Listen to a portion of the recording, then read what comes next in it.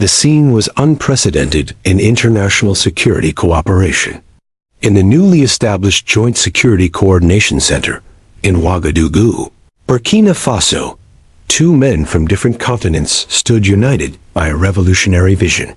President Ibrahim Traoré, the young military officer who had risen to lead his nation, and General Oscar Naranjo, the renowned Colombian security strategist who dismantled powerful drug cartels, launched an alliance that sent shockwaves through global security establishments.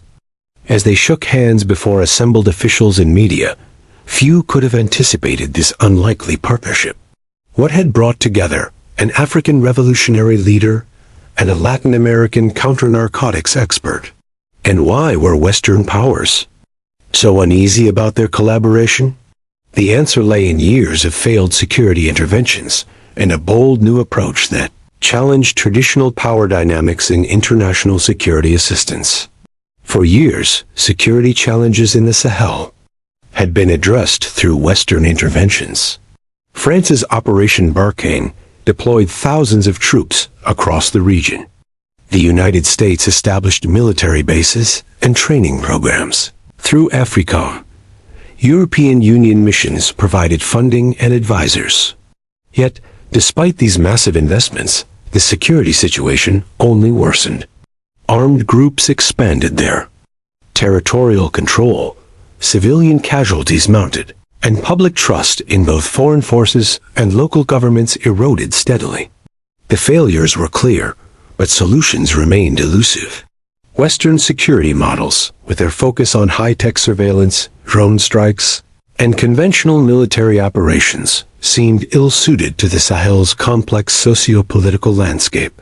Meanwhile, the dependency created by these interventions undermined African sovereignty and hindered locally tailored security approaches. In Burkina Faso's northern provinces, the situation had grown dire. Villages once vibrant with commerce and community life stood abandoned, their inhabitants fleeing to overcrowded displacement camps. Schools remained shuttered for years, leaving a generation without education. Health centers operated sporadically, if at all. Armed groups established parallel governance, collecting taxes and dispensing harsh justice. The Western security approach created a cruel paradox, explained Dr. Usman Dio, a security analyst who documented the Sahel's deterioration. Foreign forces would secure an area temporarily, then depart. Armed groups would return, punishing anyone who cooperated with the foreigners. Communities were caught in an impossible bind, distrusted by both sides and protected by neither. This was the context in which Ibrahim Traoré came to power in Burkina Faso. In September 2022, a 34-year-old military officer known for battlefield courage and intellectual depth, Traoré signaled a dramatic shift in security strategy. In January 2023, he ordered French forces to leave Burkina Faso, ending a decade-long military presence. In the following months, he reoriented the country's security approach towards self-reliance and regional cooperation. The decision to expel French forces was controversial internationally, but widely supported domestically. Years of French presence had not delivered promised security improvements. Instead, many Burkinabés saw these forces as protecting French interests rather than local populations. Public demonstrations supporting Traoré's decision filled Ouagadougou's streets with signs proclaiming security, sovereignty, and African solutions to African challenges. In a landmark speech, Traoré explained that the problem with foreign security assistance was not the partners' intentions, but their models, developed for different contexts, threats, and societies. Burkina Faso needed approaches rooted in its own realities, cultures, and understanding of security. This philosophy led Traoré to look beyond traditional Western providers of security assistance. If their models weren't working, perhaps lessons could be learned from countries that had faced similar challenges and developed their own solutions. His attention turned to Colombia, a nation that transformed itself from the brink of collapse. under cartel dominance to a regional security success story. The architect of much of Colombia's transformation was General Oscar Naranjo. As head of the Colombian National Police and later vice president, Naranjo pioneered innovative approaches to combating non-state armed groups. Rather than relying solely on military force, his strategy emphasized intelligence networks, community partnerships, targeted operations against leadership, and addressing social and economic drivers of recruitment. Naranjo's approach was notable for its ethical stance. Unlike some security forces that resorted to extrajudicial methods, Naranjo maintained legal and moral boundaries, even in dire circumstances. This commitment preserved democratic values and proved strategically effective, building public trust that isolated armed groups from potential supporters. General Naranjo understood something Western security experts often overlook, noted Dr. Aminata Diop, Burkina Faso's special advisor on security strategy. He recognized that defeating armed groups requires not just superior firepower, but a deep understanding of their structures, motivations, and community relationships. Most importantly, he understood that sustainable security must be built with the people, not imposed upon them. Traoré's interest in Naranjo's expertise led to diplomatic outreach through Colombia's embassy in Ghana. The response was positive, but complicated by geopolitical pressures. Sources close to the negotiations revealed that Western powers, long dominant in African security assistance, expressed concerns about this partnership, pressuring Colombia to limit cooperation to symbolic exchanges. There was a clear attempt to block this knowledge transfer, said Foreign Minister Djibril Bazal. It was as if certain countries believed they should maintain a monopoly on security expertise in Africa, despite their approaches failing to deliver results. This resistance reflected deeper fears about shifting power dynamics. For decades, Western nations positioned themselves as the primary providers of global security expertise. Effective South-South security partnerships threatened this role and the influence it carried. If African nations could develop effective security approaches without Western guidance, a significant lever of geopolitical control would be lost. Undeterred, Traoré personally called Naranjo, who had retired but remained active as a security consultant. Their 2-hour conversation explored parallels between Colombia's past struggles and Burkina Faso's current challenges. By the end, Naranjo agreed to visit Ouagadougou to assess the situation firsthand. That initial 3-day visit in March 2025 extended to 3 weeks, with Naranjo traveling across Burkina Faso, meeting military officers, community leaders, former fighters, and victims of violence. He visited frontline communities in the northern Sahel, witnessing the complex dynamics between armed groups, locals, and security forces. In the eastern mining regions, he saw how resource exploitation fueled conflict and economic potential. In displacement camps, he heard testimonies from civilians caught in the crossfire. The parallels with early 2000s Colombia are striking, Naranjo noted in his assessment. You have armed groups exploiting grievances, financing themselves through illicit economies, establishing governance in neglected areas, and using terror to control populations. But you also have resilient communities, capable security forces lacking strategic direction, and a leadership committed to indigenous solutions. What began as a brief consulting engagement grew into a comprehensive security partnership. Naranjo and Traoré announced a team of Colombian specialists, veterans of Colombia's security transformation, who would deploy to Burkina Faso for a year to develop a tailored security strategy with Burkina counterparts. The team included military and police strategists, rural development experts, conflict resolution specialists, public communications professionals, and intelligence analysts, many from conflict-affected communities themselves, bringing a civilian perspective often absent in security planning. This announcement sent ripples through diplomatic circles.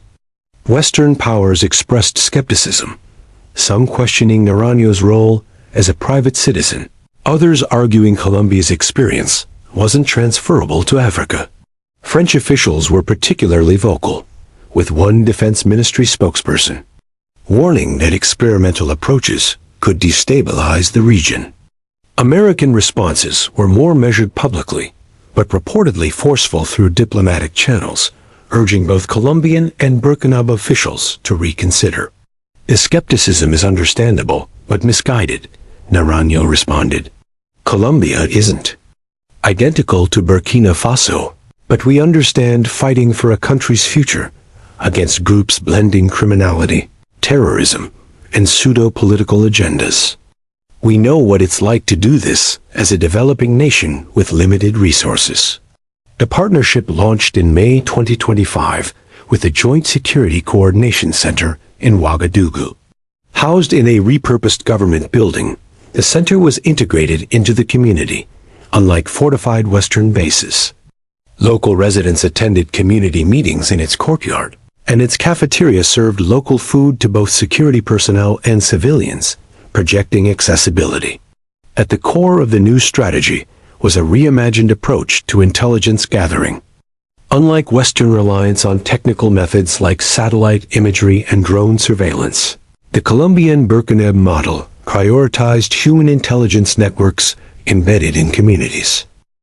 Technical intelligence has its place, said Colonel Maria Jimenez, a key figure in Colombia's anti-cartel fight. But it can't reveal what people think, fear, or hope for. It can't distinguish between a farmer joining an armed group out of conviction or coercion. These distinctions are critical for effective responses. The new approach trained hundreds of intelligence officers in cultural understanding, conflict resolution, and community development, deploying them as known government representatives to build trust and gather valuable information. Training occurred in the field, with officers living in villages, studying local languages, cultural practices, and economic conditions. Before, intelligence was done to communities, said Ibrahim Sawadogo, a village elder from the northern Sahel. Now, it's done with communities. These officers don't just ask about armed groups, they address our needs, so people share information willingly.